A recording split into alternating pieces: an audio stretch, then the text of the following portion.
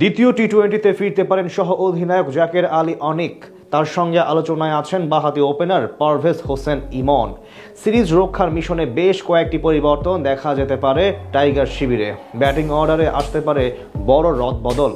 সব মিলিয়ে দ্বিতীয় ম্যাচে বাংলাদেশের সম্ভাব্য একাদশ নিয়ে বাকিটা জানবো রিপোর্টে। ব্যাটিং ব্যর্থতা, সাগরিকার সবুজ উইকেটে প্রথম ম্যাচে এই দুটি শব্দের পরিপূর্ণ উদাহরণ দেখায় বাংলাদেশ ক্রিকেট দল। 166 রানের টার্গেট তাড়া করতে নেমে রীতিমতো মুখ থুবড়ে পড়ে টপ অর্ডার ব্যাটসম্যানদের।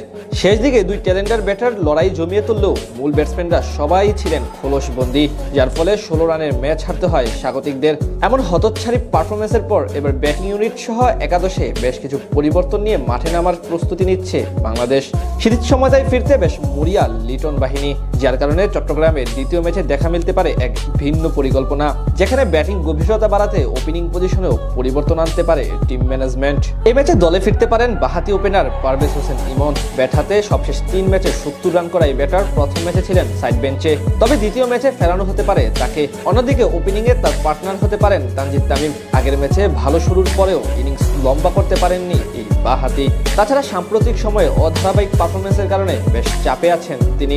এদিকে তারা দুজন ওপেন করলে ওয়ান ডাউনে চলে যেতে পারেন সাইফ হাসান। ব্যাট হাতে দারুণ ছন্দে থাকা সাইফ প্রথম ম্যাচে পূরণ করতে পারেননি প্রত্যাশার চাপ, তাই এই ম্যাচে বলা চলে বাড়তি দায়িত্ব থাকবে তার কাঁধে। এদিকে সাইফ যদি 3 নম্বরে নামেন তাহলে 4 নম্বর পজিশন হতে পারে অধিনায়ক লিটন কুমার দাসের। 5-এ তাওহিদ হৃদয়কে খেলানো হতে পারে আগামী ম্যাচে। ব্যাট হাতে সম্প্রতি একদমই মনমতো সময় পার করতে পারছেন না এই ব্যাটার। গত ম্যাচে সেট হয়েও বিদায় নিয়েছেন ইনিংস বড় না করতে পেরে, যার কারণে আছেন সমালোচনার মাঝে।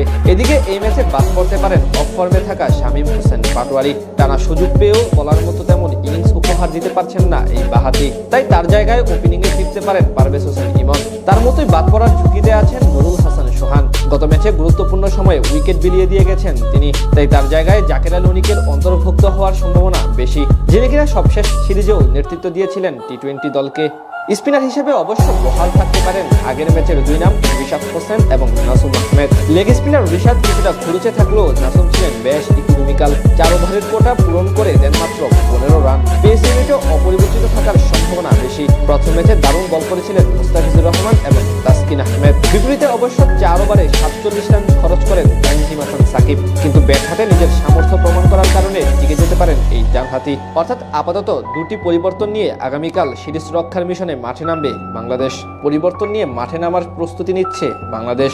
সিরিজ সময়টায় ফিরতে বেশ মরিয়া লিটন বাহিনী, যার কারণে চট্টগ্রামের দ্বিতীয় ম্যাচে দেখা মিলতে পারে এক ভিন্ন পরিকল্পনা, যেখানে ব্যাটিং গভীরতা বাড়াতে ওপেনিং পজিশনেও পরিবর্তন আনতে পারে টিম ম্যানেজমেন্ট।